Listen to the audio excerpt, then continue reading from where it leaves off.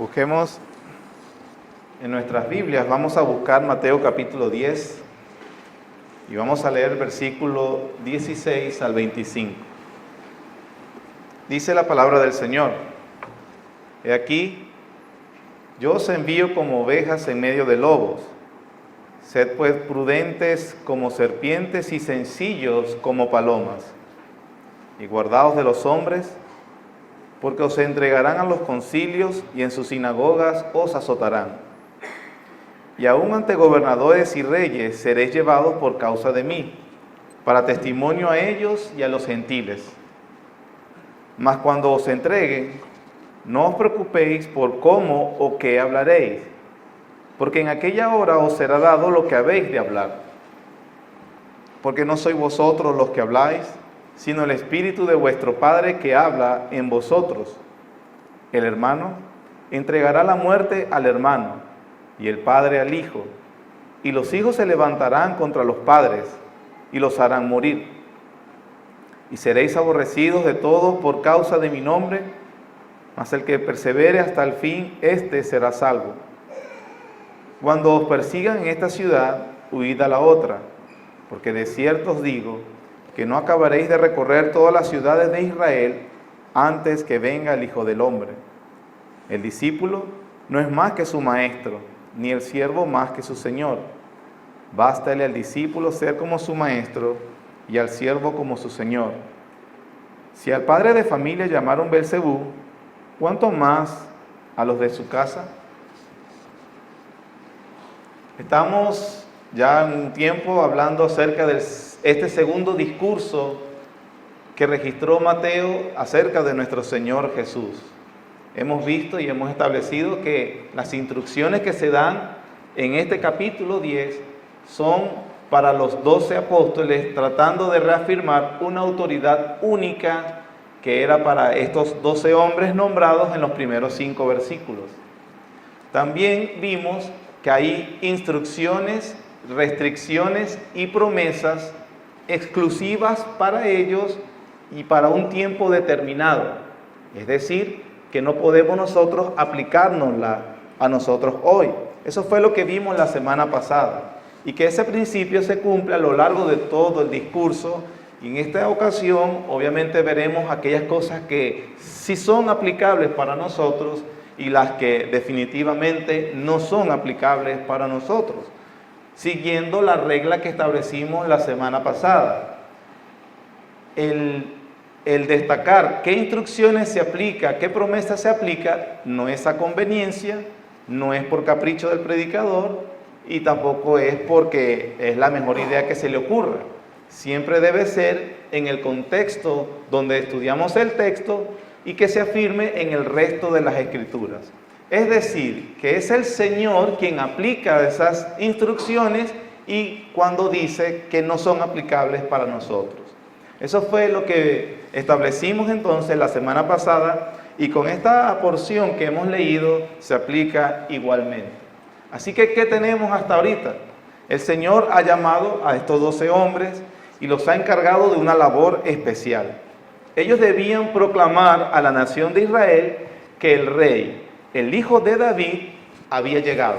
Recordemos que para este pueblo, para los judíos, estaban esperando, prometido por las Escrituras, que un rey, hijo de David, vendría y establecería su reino. Así que ellos estaban bajo las expectativas de ese rey. Los apóstoles estaban encargados para anunciar que el rey había llegado. El rey tan esperado por fin hacía su entrada en escena y que la larga espera ya había terminado.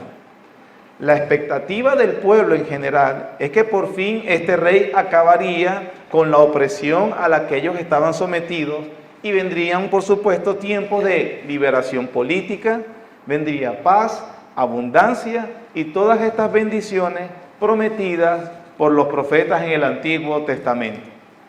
A estos 12 entonces les fue dada esa autoridad especial. Ellos proclamarían ese mensaje y también el Señor los embiste, les dice que esa proclamación iría con una serie de milagros y prodigios que van a sellar su mensaje. Nosotros vimos que el Señor les dijo que ellos van a sanar enfermos, que ellos limpiarían leprosos, que ellos resucitarían muertos y también que ellos mismos echarían fuera demonios. Ahora, imaginemos por un momento lo que probablemente pasaría en la mente de estos 12 hombres. Las cosas por fin se ponen en orden. El rey está entre nosotros y viene a hacer justicia. Todos, sin excepción, deben someterse al rey Mesías. Y nosotros, los 12, dirían ellos, somos sus representantes oficiales. Somos sus heraldos principales. Cuán grande e importante se sentirían ellos, porque nosotros vemos, hay un rey y aquellos que están obviamente bien con el rey son los que gozan de los privilegios de estar sometidos con ese rey, de estar en las buenas. Ellos probablemente pensarían, si bien esta autoridad que se nos ha dado es para servir y es una responsabilidad y así la debieron utilizar ellos, también no dudaban que con esa responsabilidad seguro venían también privilegios. Somos los heraldos del rey, somos sus representantes oficiales. Así que como los representantes del rey seremos respetados. Seguramente seremos escuchados por todas las personas. Para ellos no era claro cómo el Señor establecería su señorío. Por ejemplo, como el Señor mismo lo anuncia en otras ocasiones, el rey debía morir. Y eso era algo que no entraba en el razonamiento no entraba por su cabeza. Los reyes no mueren, los reyes no sufren, los reyes se imponen, los reyes someten a las personas. Y el rey Mesías mucho más.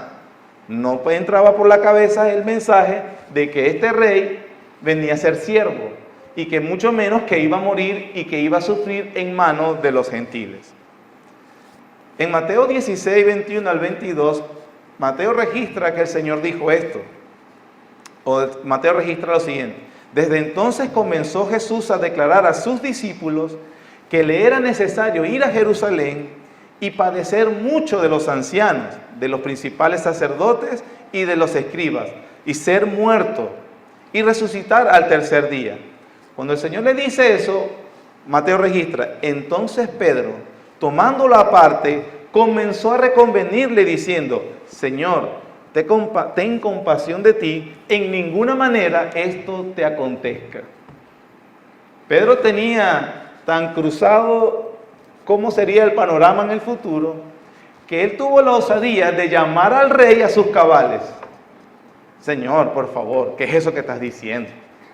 No, Dios te guarde, cancelado, decreta algo diferente, pero eso no.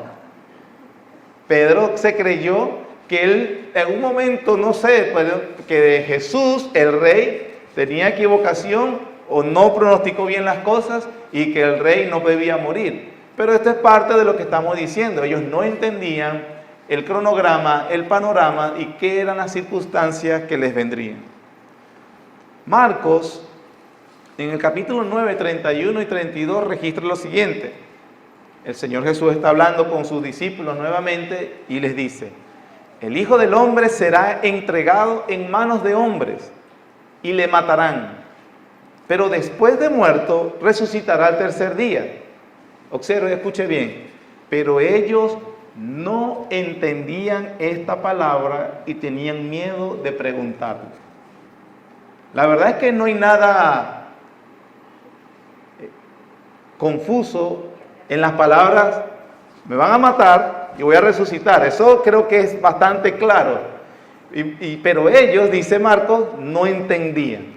Mi opinión personal es que no querían entender. A veces cuando a uno le dicen, no es que no te entendí, no, sí me entendiste. Lo que pasa es que no quieres aceptar lo que te estoy diciendo. Pero Marcos registra así, porque para ellos la idea de que el rey iba a morir en manos de hombres, en manos de pecadores, era por supuesto insostenible. Y ellos como heraldos, si al rey lo matan, ¿qué le pasa a los heraldos? Si el rey se entrona, ¿qué tienen los heraldos? Entonces era algo que para ellos no era claro, y por eso las palabras que acabamos de leer. Entre los cálculos de los discípulos no estaba el sufrimiento, mucho menos la muerte, ni la del rey, ni mucho menos tampoco la de sus heraldos. El rey no va a sufrir, es obvio, es el rey. Nosotros tampoco vamos a sufrir. Por eso es que muy temprano, cuando el Señor los reviste de esta autoridad inigualable de la que hablamos la semana pasada, y los va a enviar para su primera misión, al mismo tiempo también los advierte y les derrumba las falsas expectativas. Acabamos de leerlo. ¿Cuáles son estas instrucciones del Señor? Y repito, son específicamente a los apóstoles, las que estamos viendo desde el versículo 5 que vimos la semana pasada y que hoy continuamos desde el versículo 16. Haríamos mal, mis hermanos, en trasladar cada una de las advertencias y promesas para nosotros. Haremos mal si las aplicamos sin contextualizar y sin interpretar correctamente. Yo no quiero decir que esta porción de las Escrituras no es pertinente para nosotros. Es la convicción de todo predicador verdadero que toda la Escritura es inspirada por Dios y útil para enseñar, para redarguir, para corregir e instruir en justicia, a fin de que el hombre de Dios sea preparado para toda buena obra. Sin embargo, si nos aplicamos estas palabras sin contextualizar y sin el análisis correcto previo, caeremos seguramente en errores que nos perjudicarán. Entonces, estas palabras que acabamos de leer del versículo 16 al 25, por supuesto, mis hermanos, sí tienen una aplicación, mientras que el Señor, usando las Escrituras, no las aplica. Mientras no. ¿Cuál es el punto de todo este texto? ¿Cuál es el punto en sí? ¿Qué es lo que debe quedar grabado en nuestro corazón? Que el Señor, mis hermanos, quiere quitar falsas expectativas y advertirnos que vendrán persecuciones y advertirnos de la oposición que tendremos en la sociedad donde vivimos. Que al final vamos a entender que debemos derribar las falsas expectativas y advertirnos y darnos cuenta de que seguro vendrán persecuciones y oposiciones en la sociedad de donde vivimos. El Evangelio entonces ofrece a todos los hombres vida eterna. El Evangelio ofrece vida eterna a todos los hombres, pero nunca el Evangelio ofrece que seremos personas prestigiosas y respetables. Nunca.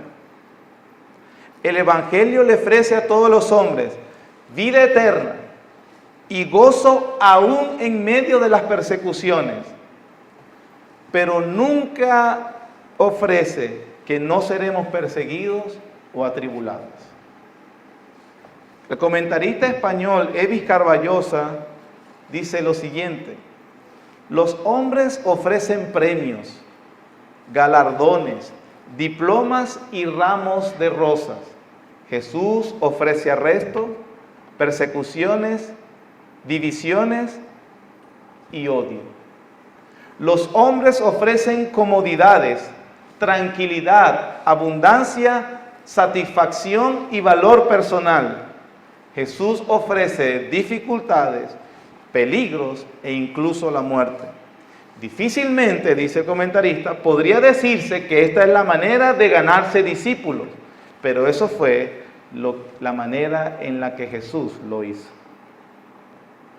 Si alguna persona que está entre nosotros se imagina que por venir al cristianismo o creer en Jesús, sus problemas van a ser resueltos, probablemente, querido amigo, querida amiga, eso no va a suceder. En cambio, Jesús le ofrece, a lo mejor se multiplican. el ofrecimiento del Señor es vida eterna y no las cosas que ofrece el mundo. Puede que usted haya escuchado desde otros púlpitos la abundancia que usted desea. Puede que en algunos púlpitos se le ofrezca el reconocimiento que el ser humano busca entre sus semejantes. La importancia que quiere gozar todo hombre. Eso puede ser que usted lo haya escuchado en un púlpito, pero eso nunca fue ofrecido por Jesucristo. Y nunca será ofrecido por un púlpito que verdaderamente predique la palabra de Dios. Jesús sí ofreció abundancia, pero no una abundancia como el mundo la ofrece. La abundancia que ofrece Jesús es la abundancia de una vida que se sabe reconciliada con Dios por medio del sacrificio de Jesucristo. Jesús sí ofrece una abundancia, pero esa es la abundancia de una vida que se sabe que ha sido perdonada todos sus pecados, que ya no tiene ninguna deuda con Dios, que no hay condenación para esa alma, porque Jesús sufrió la condenación por él en la cruz. La abundancia que ofrece Jesús es la abundancia de una conciencia limpia, lavada por la sangre de Jesucristo. Es una vida tan abundante y es una vida con tanta abundancia que aun cuando esa vida viene aparejada con persecución, odio, difamación, aborrecimiento, el gozo no se desaparece, más bien se inflama. Si como cristianos nos preguntamos, ¿qué podemos esperar del mundo? ¿Qué podemos esperar por seguirle a Cristo? La respuesta nos la da el Señor en esta porción que hemos leído. ¿Y qué nos dice? Vayamos a la primera advertencia, versículos 16 y 17. He aquí, yo os envío como ovejas en medio de lobos. Sed pues prudentes como serpientes y sencillos como palomas. Y guardaos de los hombres, porque os entregarán a los concilios y en sus sinagogas os azotarán.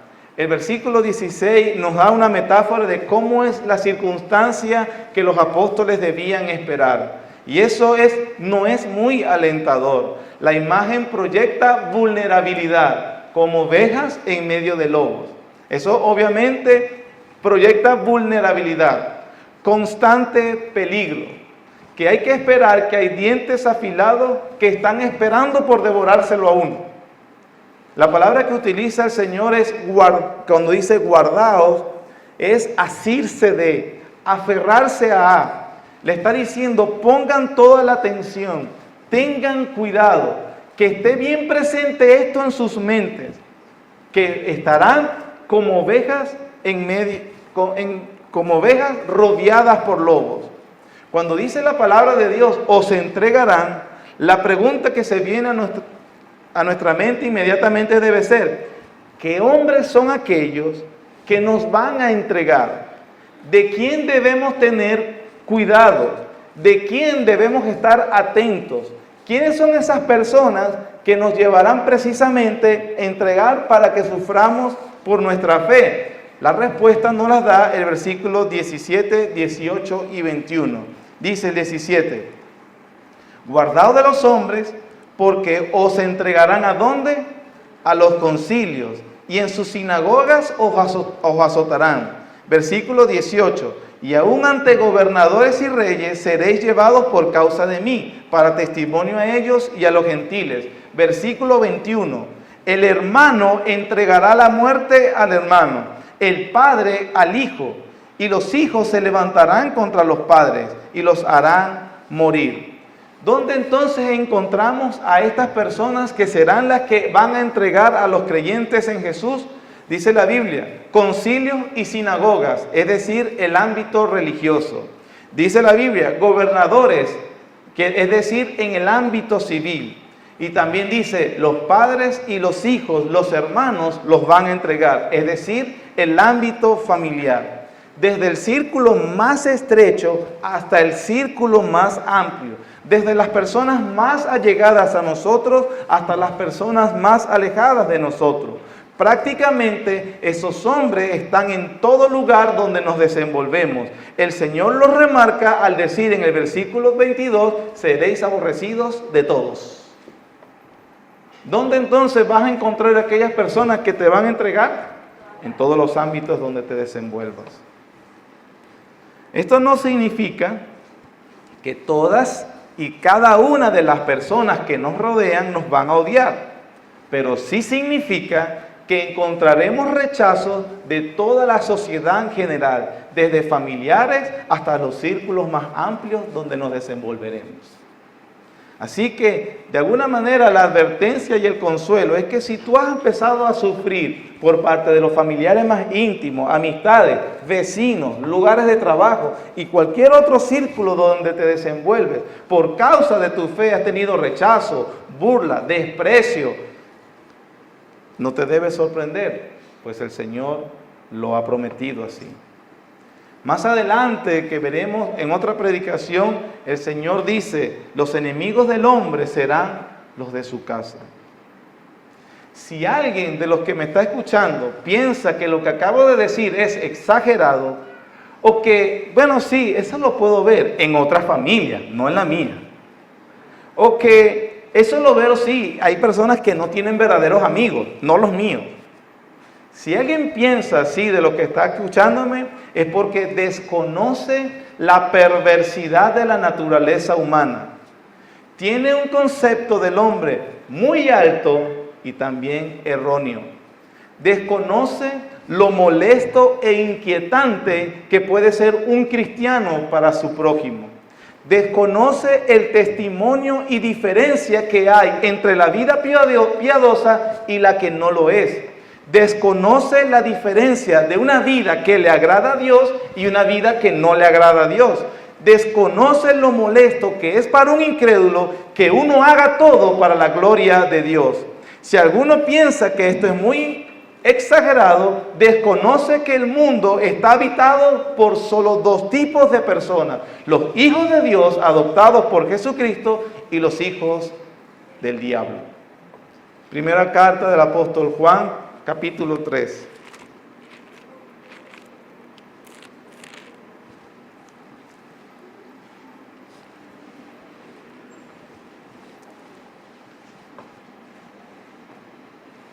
Vamos a leer los versículos del capítulo 3 de primera carta de Juan, capítulo 3, versículo 10.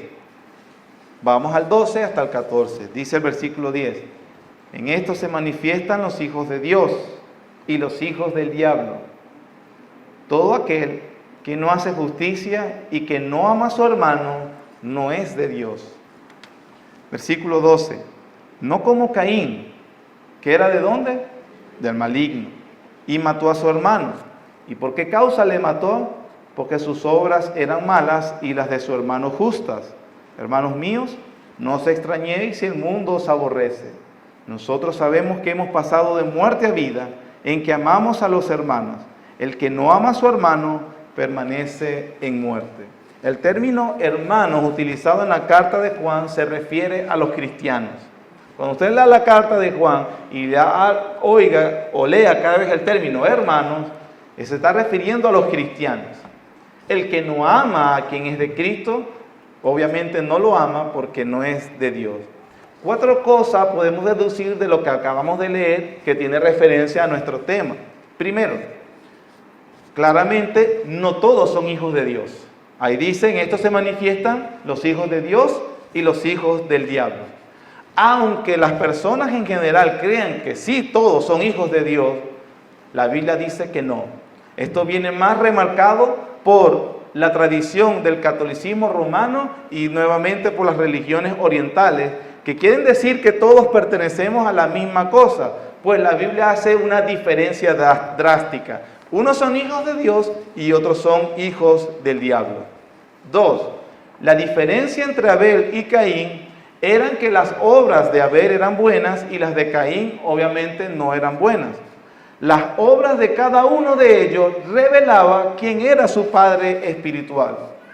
Hebreos, la carta de Hebreos en el capítulo 11 nos dice que Abel ofreció mejor sacrificio que Caín porque él lo hizo con fe. Es decir, lo hizo creyendo en las promesas de Dios. Es interesante que Caín estaba ofreciendo sacrificios también. Hermanos, Caín no era ateo. Caín no era ateo, pero Juan dice que él era del maligno. Así que las personas podrán tener inclusive algún ropaje religioso y siguen siendo hijos del diablo. Tercero, no importa el vínculo familiar. Puede que ustedes sean hijos del mismo padre e hijos de la misma madre. Aún así, uno puede ser hijo de Dios y el otro hijo del diablo. Caín y Abel es el ejemplo perfecto. Y número 4, todo aquel que aborrece a su hermano es homicida, dice Juan. No importa si lleva a cabo el acto externo de asesinar, si una persona aborrece a un cristiano, ya hay un asesino en potencia. La razón del aborrecimiento, dice Juan, es Jesucristo.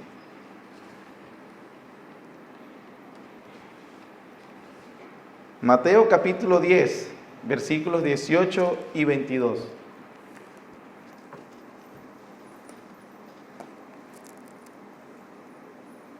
Y aún ante gobernadores y reyes seréis llevados por causa de mí, para testimonio a ellos y a los gentiles. Versículo 22. Seréis aborrecidos por todos por causa de mi nombre, mas el que perseverare hasta el fin, ese será salvo. Aquí vemos entonces que el Señor 2 veces hace el énfasis de cuál es la razón por cual recibiremos ese desprecio de parte del mundo. La razón es causa de mí. Por causa de mi nombre. Es interesante que cuando el Señor pronuncia estas palabras, las sinagogas judías no podían sentenciar la muerte sobre el reo. Ellos podían solamente azotarle.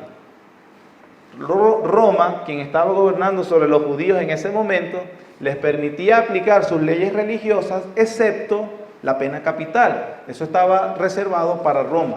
Por eso es que el Sanedrín acusa a Jesús muchas veces para que Roma lo termine matando.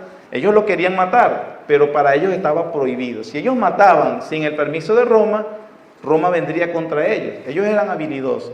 Pero ellos lo que hacían, bueno, hagamos que Jesús es enemigo de Roma. Una cosa que nunca pudieron demostrar. Ahora, el odio es tal que no bastaba con traer al reo y azotarlo, según la ley judía, hasta 39 veces. Le quitaban toda la ropa y le daban los latigazos, 39 latigazos, mientras se le leían los salmos. Una manera rara de castigar, ¿verdad? Otro leía los salmos y era castigado.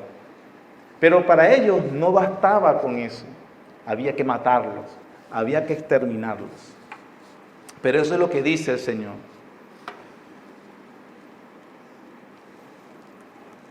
¿Cuál es el consuelo que les ofrece el Señor a los apóstoles? Versículos 18 y 19. Aún ante gobernadores y reyes seréis llevados por causa de mí, para testimonio a ellos y a los gentiles. Mas cuando os entreguen, no os preocupéis por cómo o qué hablaréis, porque en aquella hora os será dado lo que habéis de hablar. Recuerden, cuando comenzamos estas instrucciones, cuando comenzamos a hablar de este discurso, decíamos que había unas instrucciones inmediatas y unas para después. Estas instrucciones que el Señor les está dando ahorita no se van a cumplir en esa primera misión que ellos irían mientras Él estaba vivo. Es decir, algunas de estas persecuciones no las iban a tener en ese primer viaje misionero, mientras Jesús vivía. El Señor les está advirtiendo de persecuciones que tendrán después que Él muera y resucite. ¿Cómo podemos decir eso o por qué podemos establecer eso? La razón nos las da la parte final del versículo 18. Para testimonio a ellos y a ¿quiénes? A los gentiles. ¿Se recuerdan cuál era la primera restricción que tenían en el primer viaje misionero? Prohibido predicarle a gentiles y a samaritanos. Y cuando le habla de gobernadores se refiere a autoridades civiles que no son judíos. Entonces, ¿cómo se les iba a dar, cómo esta persecución le darían testimonio a los gentiles si para ellos precisamente estaba prohibido predicar? ¿Qué significa esto? Que estas persecuciones dadas en el 16 al 24 o al 25 indica que serán persecuciones no en ese primer viaje exploratorio, sino persecuciones que vendrían una vez que Él muriera y resucitara. También recordamos que el Señor les quitó la restricción de predicarle a gentiles hasta que Él resucitó. Que Él dijo, vayan y predíquenle a todas las naciones. Entonces, por eso mismo, estas persecuciones vendrían cuando le estuvieran predicando a las naciones. Entonces vemos que hay aplicaciones inmediatas para ellos y que iban a aplicaciones después. En el primer viaje misionero no hubo ningún tipo de esta oposición. Más bien, como dice Lucas, también pasó con los 70, ellos vinieron alegres. Señor, hasta los demonios se nos sujetan. O sea, esto es un éxito total.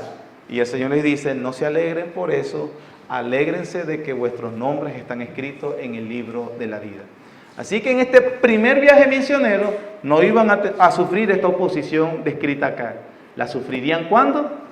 Después. Vamos claro, hermano, me estoy explicando. Eso es importante porque para que usted no pierda de que hay instrucciones de inmediato cumplimiento y otras que se iban a cumplir después, y luego vamos a ver las que sí se aplican para nosotros. ¿Cuál es el consuelo en el versículo 19 que los apóstoles reciben? Cuando os entreguen, no os preocupéis por cómo o qué hablaréis, porque en aquella hora os será dada lo que habéis de hablar. Si hemos entendido lo que acabo de explicar, que son para ellos, en una situación particular de ellos, significa que esa promesa en el versículo 19, que claramente es, ellos hablarían por inspiración del Espíritu Santo, significa que no es una promesa para nosotros hoy. Era solo para ellos. Las únicas personas que hablaron inspiradas por el Espíritu Santo fueron los 12 apóstoles. O los 11, ya Judas, después de resucitado el Señor, Judas se había suicidado y después el apóstol Pablo es quien da testimonio, o hay registro de su testimonio. ¿Sí?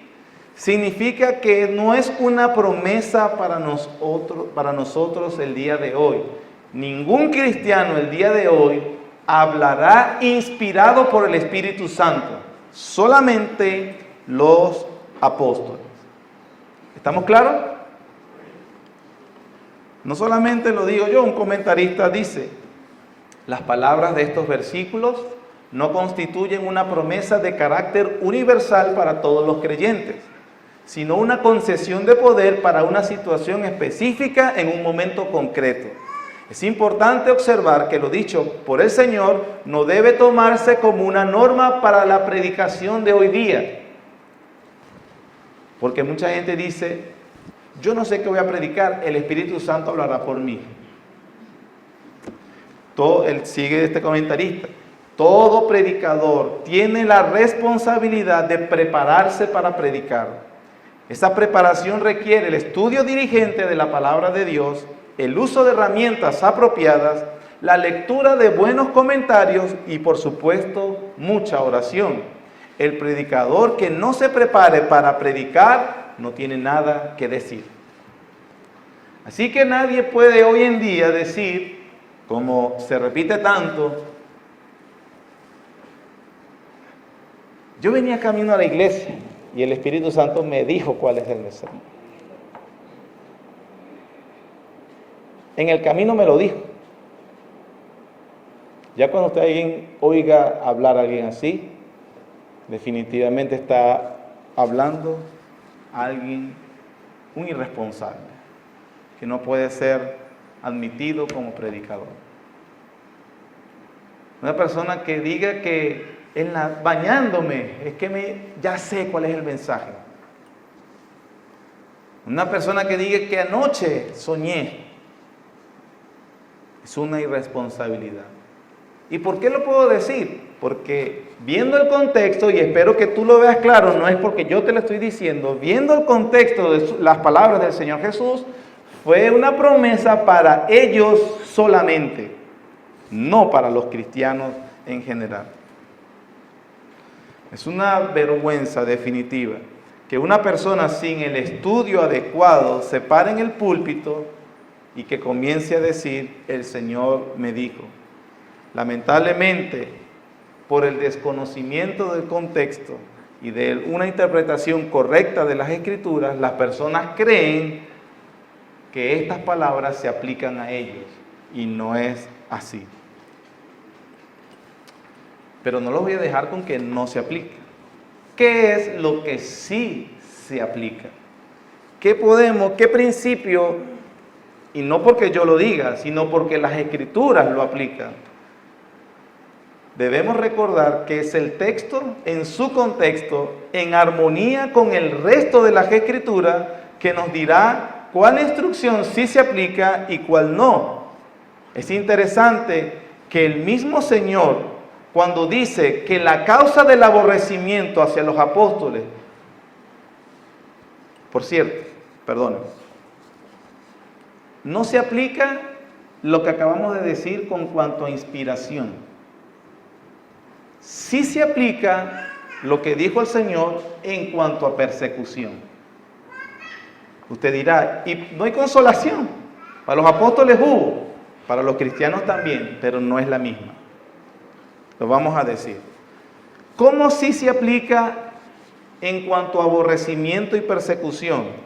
El erudito en Nuevo Testamento, William Hendrickson, dice que el sentido de la expresión en verbo seréis, os perseguirán, está en un tiempo verbal que significa que seguiréis siendo aborrecidos siempre. Será entonces un aborrecimiento constante y que perdurará mientras el tiempo y el mundo existan. Por supuesto, los apóstoles no existen en el tiempo, los cristianos sí. El texto entonces, nuestro texto, restringe quién habla por inspiración divina, que son solo los 12, pero no restringe que la persecución vendrá a todos los creyentes. Y así, hermanos, lo confirman las Escrituras cuando Pablo, en la segunda carta a Timoteo, le dijo en el capítulo 3, 12, también, todos los que quieren vivir piadosamente en Cristo Jesús, padecerán persecución. Así que es la Biblia quien establece qué principios continúan y cuáles no. John MacArthur dijo lo siguiente: algunos creyentes viven en conflictos constantes con el mundo, mientras que otros nunca los tienen. Algunos cristianos no experimentan esa oposición porque sus testimonios son tan débiles que pasan desapercibidos para el mundo. Toda persona que viene a Cristo para salvación se convierte entonces en un objetivo para Satanás y sus demonios. Que el odio a Cristo y no a nosotros se ve que el odio es hacia Cristo y no a nosotros en particular se ve porque a medida que mostramos más a Cristo, incitamos más el odio del mundo. El mundo nos ataca solo cuando ve a Cristo en nosotros. Para sintetizar la idea que acabo de expresar, hermano, ¿ha usted percibido ese rechazo de la sociedad sin Cristo o no?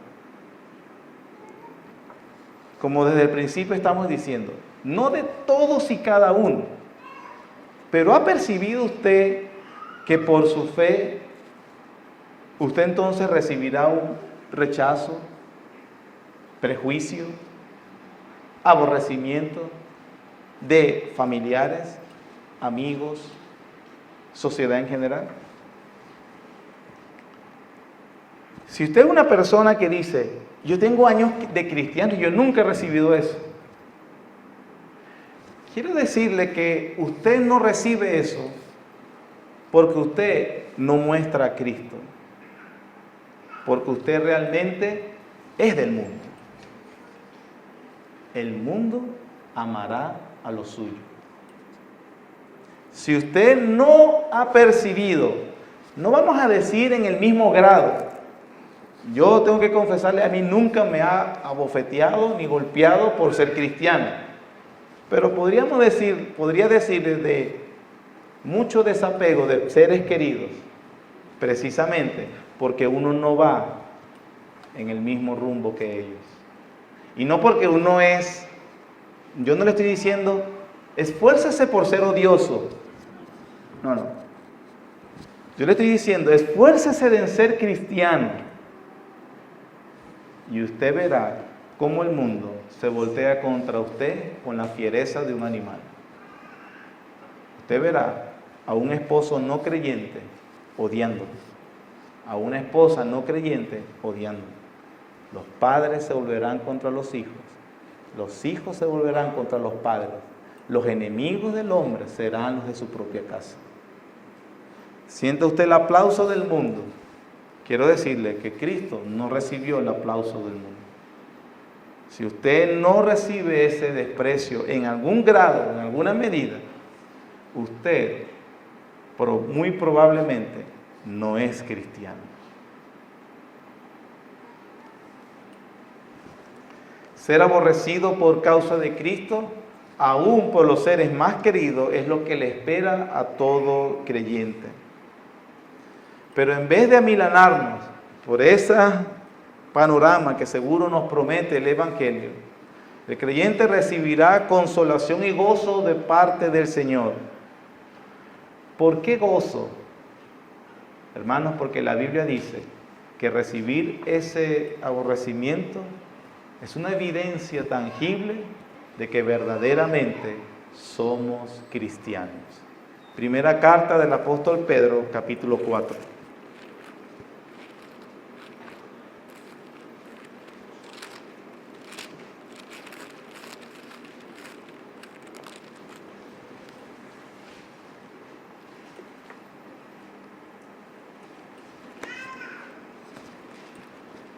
Primera carta del apóstol Pedro, capítulo 4, versículos 12 al 16.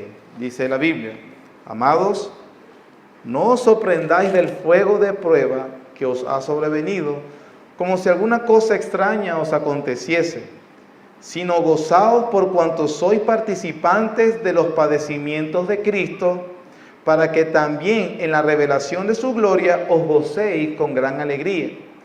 Si sois vituperados por el nombre de Cristo, sois bienaventurados. ¿Por qué, hermanos? Porque el glorioso Espíritu de Dios reposa sobre vosotros. Esa es la consolación del creyente. Yo lo voy a explicar ahorita. Ciertamente, de parte de ellos, Él es blasfemado, pero por vosotros es glorificado. Así que ninguno de vosotros padezca como de homicida, o ladrón, o malhechor, o por entrometerse en lo ajeno. Pero si alguno padece como cristiano, no se avergüence, sino glorifique a Dios por ello. Le decía hace un rato que lo que se aplica de lo que acabamos de leer a los apóstoles es la persecución. Se aplica para nosotros también, lo dice la Biblia. Pero que ellos recibieron una consolación que era que hablarían inspirados por el Espíritu Santo. Y les dije, eso no se aplica para el creyente de hoy.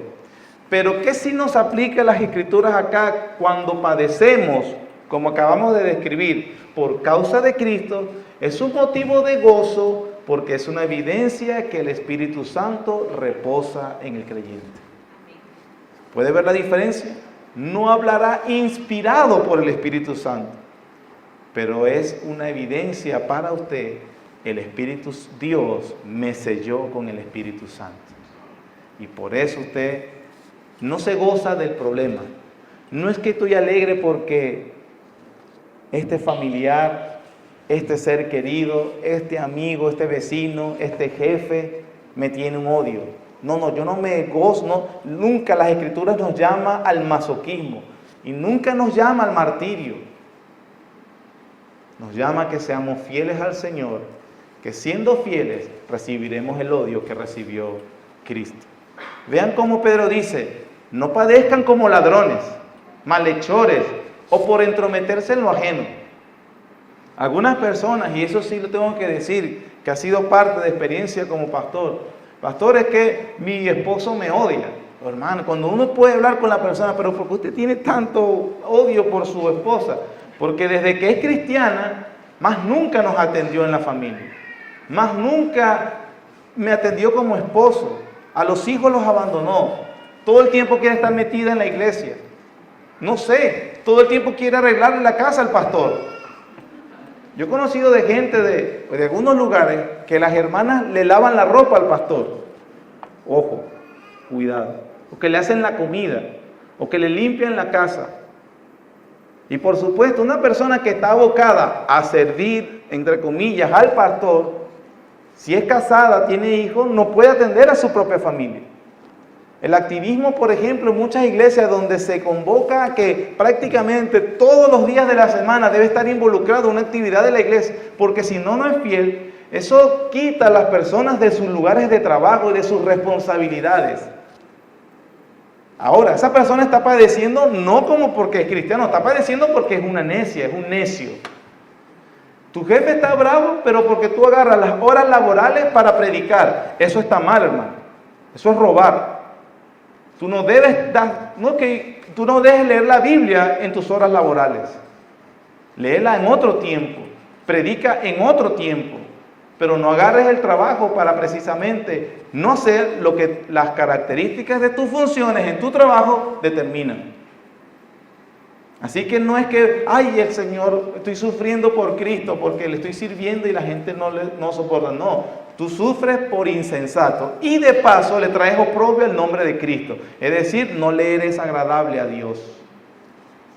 No le eres agradable a Dios. O que personas que abandonaron sus trabajos porque no me permitía servir en la iglesia. Y ahora entonces puso a la familia a pasar por necesidades extremas, precisamente porque abandonó el trabajo que le daba el sustento para ellos. Gloria al Señor. No, hermano, eso es vergüenza al Señor. Eso es traerle vergüenza y oprobio al nombre de Cristo. Eso no es sufrir por el Evangelio. Ninguno padezca, sino que padeciendo como cristiano. Y eso es otra cosa. Cuando definitivamente vemos, o el mundo ve, o nuestras personas ven, que estando nosotros no pueden hacer las trampas a las que están acostumbrados. Que estando nosotros no pueden engañar, timar, aprovecharse. Porque nosotros, eso espero, los cristianos son íntegros, son sinceros, son honestos. No se prestan para la trampa, no se prestan para el robo, no se prestan para las obras infructuosas de las tinieblas. Un amigo que era el compañero de hacer todas las perversidades los fines de semana, por supuesto, ante un cristiano convertido, no va a conseguir amistad porque ya él odia lo que antes le gustaba. No podrás tener un oído apacible que le escuche decir todas las barbaridades que hacen o hacían, porque no, eso es algo que me avergüenza a mí. No quiero ni siquiera hablar de eso. Y ahí no estás haciendo algo malo, simplemente estás diciéndole que ya tú no buscas lo mismo. Y eso hace que es mi amigo de la infancia, desde que estamos en preescolar, precisamente comienza a alejarse. No, pero hay una forma de que no se aleje. Sigue igual. Y no importa, no hay problema, hermano. Sigue con tus amistades, sigue con tus relaciones, porque tú eres de ellos, tú no eres cristiano. ¿Me estoy explicando? Entonces, ¿cuál es el consuelo que sí se aplica para los creyentes? El Espíritu Santo es una evidencia de que hemos sido sellados con el Espíritu Santo. Mateo 10. Ya vamos aterrizando. Versículo 22. Seréis aborrecidos de todos por causa de mi nombre, mas el que persevere hasta el fin, ese será salvo. Cuando os persigan en esta ciudad, huid a la otra, porque de cierto os digo que no acabaréis de recorrer todas las ciudades de Israel antes que venga el Hijo del Hombre. Ya hemos entendido, porque los apóstoles no observaron que no habían recorrido todas las ciudades de Israel y había venido el Señor en su segunda venida. Entendemos que no fue para esa misión esta instrucción, sino que la está aplicando para el momento cuando será su segunda venida. Ahora, es interesante que el versículo 22 dice, mas el que persevere hasta el fin, ese será salvo, en medio de las adversidades que estamos explicando. La perseverancia de los creyentes no es una condición para ser salvo, más bien es una evidencia de que se es salvo. Nadie va a ser salvo por perseverar. Las personas, todos los hombres serán salvos por Jesucristo por medio de la fe. Así que no es porque usted persevere, sino más bien que es la evidencia. Por ejemplo, dice la Biblia en Judas 10:4, cuando él da las instrucciones a los 12, que todavía está Judas, usted ve el final del versículo 4, dice, Simón el cananista y Judas Iscariote, el que también que le entregó. Esa es la misma expresión que utiliza el Señor para hablar de todos los círculos en donde nos desenvolvemos que nos entregarán. Es decir, que el Señor Jesús fue entregado precisamente por uno de sus amigos íntimos. El Señor entiende nuestro dolor cuando nosotros seremos traicionados por quien nosotros confiamos. Y es interesante, por 3 años, Judas parecía ser uno de los 12. Y era tan confiable que cuando el Señor dijo que uno de ustedes me va a entregar, los apóstoles dudaron primero de ellos mismos antes que de Judas. Y miraron, no, tan fiel que es Judas, no, seré yo. ¿Usted se imagina eso, hermano? Uno dice que prefiero dudar de mí mismo antes que de él, y él era el traidor. Pero así era, imagínense la conducta de Judas. Y era tan confiable que en cualquier organización humana, social, cuando se maneja dinero, a quien se le entrega la administración del dinero son personas confiables. Y Judas era el administrador. Así que de todas maneras, Judas, a pesar de mostrar por varios años que pertenecía a un círculo íntimo de Jesucristo, fue el que le entregó. Pero le entregó ¿por qué? No perseveró. No perseveró ¿por qué? Porque la Biblia dice que él era ladrón y era hijo de perdición. No es que no perseveró y se convirtió en hijo de perdición, no. Los que no perseveran es porque son hijos del diablo. Y así entonces, y ya es algo que uno ha aprendido, cuando viene en este camino en el Señor y realmente vemos personas que parecen cristianos, hablan como cristianos, se visten como cristianos, parecen como cristianos, pero no perseveran, no es cristiano. Hemos visto que la marca, aquí nos dan 2 marcas el Señor para nuestro consuelo, hermano. El aborrecimiento y la mala idea que nos tienen los no creyentes, y en segundo lugar, los que perseveran. Los que perseveran, ¿hasta cuándo dice ahí? Yo no puedo decir, oye, yo he sido tremendo cristiano, tengo varios años viniendo a la iglesia y hasta hoy he perseverado. Mañana me pierdo. No funciona así. Son los que perseveran hasta el fin. Hasta el fin. Perseveran porque Dios los persevera. Mis ovejas oyen mi voz y me siguen. Están en mi mano. Nadie las puede arrebatar de mi mano. Y por eso perseveran hasta el fin. De hecho, en una parábola el Señor explicándola dice, el que fue sembrado, hablando de la simiente, en pedregales, este es el que oye la palabra. Al momento la recibe con gozo.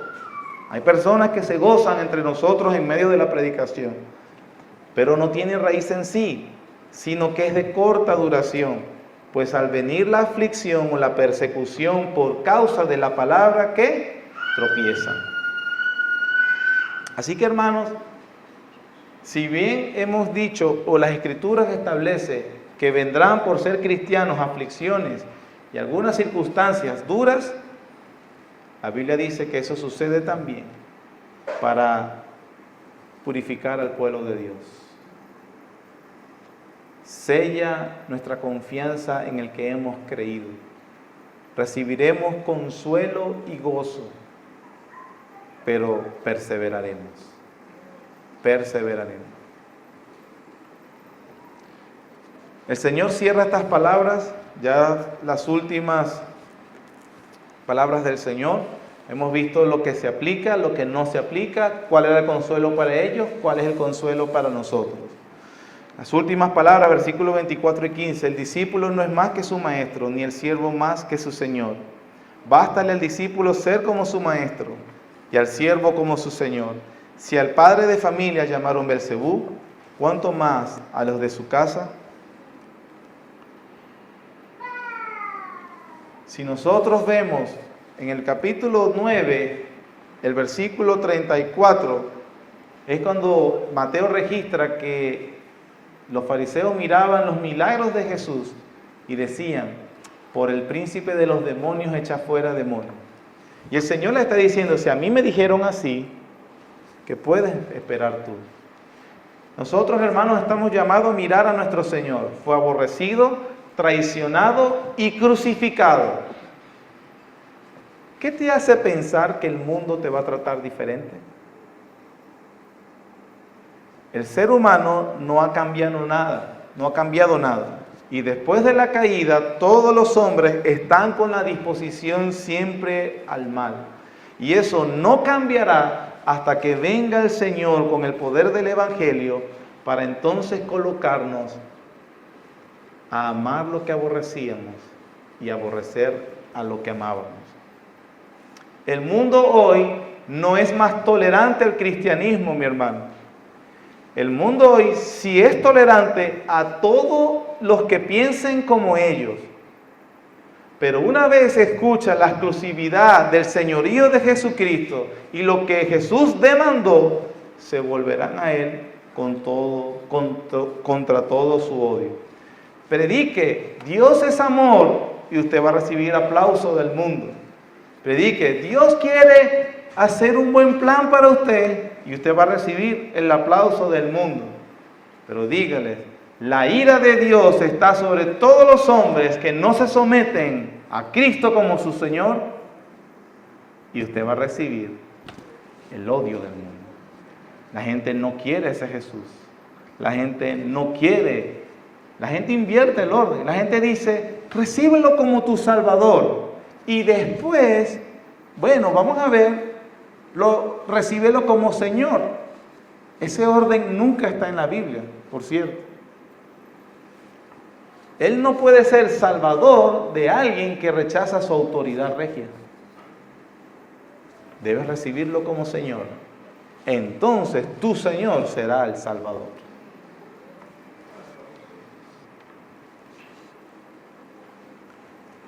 El mundo entonces hoy vivimos en una sociedad que tolera el cristianismo. Yo le quiero decir que no. El mundo tolera a un cristiano, entre comillas, que se parezca a ellos. Un cristiano, entre comillas, que sea como ellos, que hable como ellos, que se vista como ellos, que busque lo que ellos buscan. Un tramposo como ellos, un mundano como ellos. Al final, uno de ellos. Hermanos, nuevamente, el llamado de nuestro Señor no es a que seamos odiosos intencionalmente para que nos aborrezcan. No nos llama a hablar raro o que actuemos de manera irracional.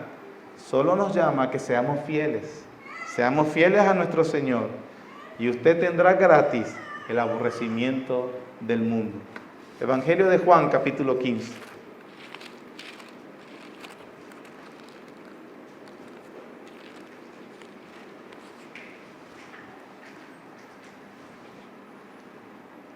Versículos 18 al 21. Son palabras de nuestro Señor. Dice: si el mundo os aborrece, sabed que a mí me ha aborrecido antes que a vosotros.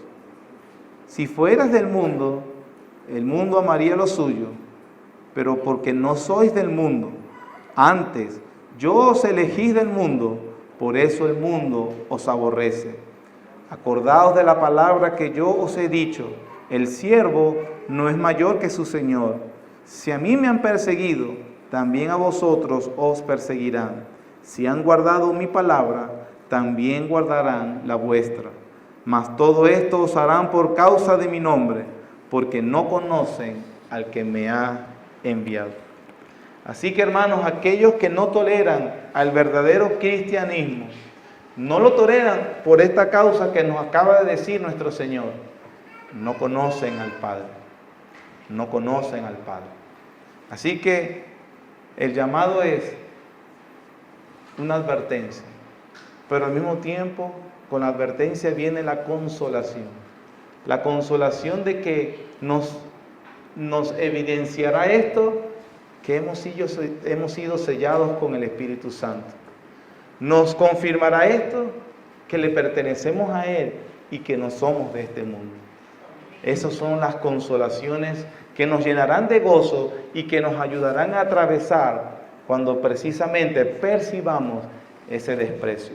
Ciertamente no se nos promete que vas al presidente de la República y algún día le hablarás. No se nos promete eso, será algo para los apóstoles. Algunos cristianos tendrán la oportunidad, el Señor les use en gran manera. No se nos promete que seremos inspirados por el Espíritu Santo como ellos lo fueron. Pero sí la Biblia nos promete el consuelo de que el Espíritu del Santo mora en nosotros y que verdaderamente le pertenecemos a Él, que hemos sido elegidos por Él solamente por amor y no porque había una causa en nosotros. El Señor nos ayude.